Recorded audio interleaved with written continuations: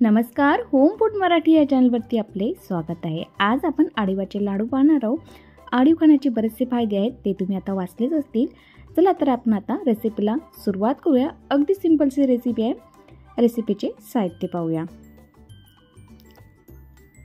बघा, मी आळीव घेतलेला आहे। आळीव व्यवस्थित मी निवडून घेतलेला आहे। त्यामध्ये बारीक खडे असतात, ते व्यवस्थित निवडून घ्यावी आळीव।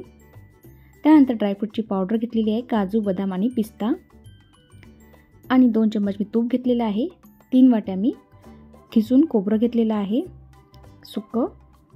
त्यानंतर 2 वाटी मी गूळ घेतलेला आहे आणि विलायचीची पूड घेतलेली आहे।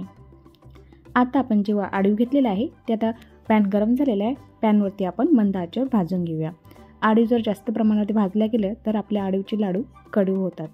बघा, आता आळीव थोडंसं भाजून घेऊया। त्यानंतर त्यामध्ये आपण थोडंसं तूप घालूया। त्यामुळे जे आपले आळीवचे लाडू आहे ना, चवीला खूप छान होतात। आता आपण थोडंसं त्यामध्ये तूप घालूया आणि आळीव तडतडेपर्यंत छान भाजून घेऊया।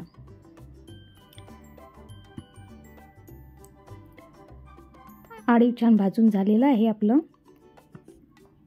ते आता आपण एका मोठ्या भांड्यामध्ये काढून घेऊया। बघा, आळीव व्यवस्थित भाजून झालेलं आहे। त्यानंतर ते सुकं खोबरं घेतलेलं आहे, खोबरंसुद्धा आपण थोडंसं भाजून घेऊया। खोबरं जर आपल्याला जास्त प्रमाणात भाजून जर घेतलं तर त्या आळीवाचे लाडू कडवट येतात। थोडंसं आपल्याला खोबरं भाजून घ्यायचं आहे। खोबरंसुद्धा आपण एका मोठ्या भांड्यामध्ये काढून घेऊया। त्यानंतर हे साहित्य आपण थंड करायला ठेवून द्या। गरम असताना काढलं तर हे लाडूचे जे साहित्य आहे पूर्णपणे चिकट होऊन जाणार आहे। त्यामुळे आपण हे थंड करायला ठेवून देऊया। संपूर्ण साहित्य थंड झाल्यानंतर आता मिक्सरच्या पॉटमध्ये आपण घालूया आणि याची छान पल्स मोडवर आपण बारीक करून घेऊया। बघा, थोडं साहित्य घालूया आणि यामध्येच आपण गूळ घालून घेऊया। गूळ मी हा चिरून घेतलेला आहे।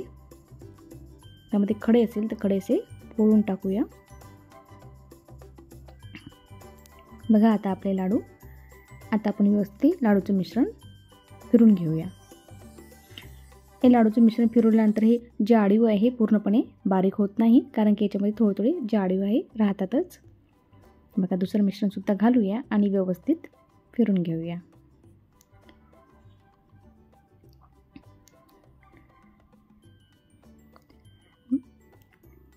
बघा, याच्यामध्ये सुद्धा थोडंसं आपण गूळ ठेवलेला आहे। आता हे सुद्धा आपण मिश्रण काढून घेऊया आणि त्यामध्ये विलायची पूड घालून घेऊया आणि आपली ड्रायफ्रूटची पावडर बनवून घेतलेली आहे ती सुद्धा आपण घालून घेऊया। आता हे मिश्रण जे आहे आपण व्यवस्थित मिक्स करून घेऊया। बघा, आपलं जे खोबरं आहे ना त्याला सुद्धा मस्त तेल सुटलेलं आहे। बघा, किती ओलसर हे मिश्रण आपलं तयार झालेलं आहे लाडवाचं। आता आपण याचे हव्या त्या आकारात तुम्ही छोटे छोटे असे लाडू बांधून घेऊया आपण। एवढ्या मिश्रणामध्ये 10 ते 12 लाडू तयार होतात।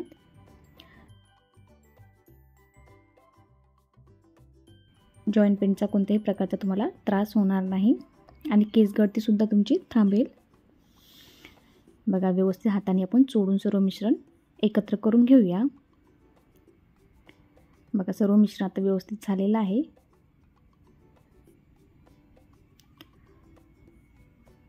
आता आपण याचे लाडू बांधायला घेऊया। बघा, छोटे छोटे मी याचे लाडू तयार करून घेत आहे। बघा, आपला आळीवाचा लाडू छान मस्त तयार झालेला आहे। तुम्हाला जर माझी आळीवाची लाडूची रेसिपी आवडली असेल तर लाईक आणि सबस्क्राईब करायला विसरू नका आणि कमेंटद्वारे नक्की कळवा की तुम्हाला माझ्या लाडूची रेसिपी कशी वाटलेली आहे। बघा, आपले जे लाडू आहे आळीवाचा हा तयार झालेला आहे। अशाच पद्धतीने मी संपूर्ण लाडू तयार करून घेतलेले आहेत।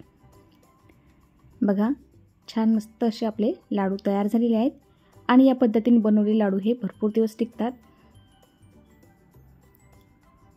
बघा, लाडू तयार झालेले आहेत आपले। लगेच भेटूया नवीन रेसिपी सोबत। तोपर्यंत बाय बाय।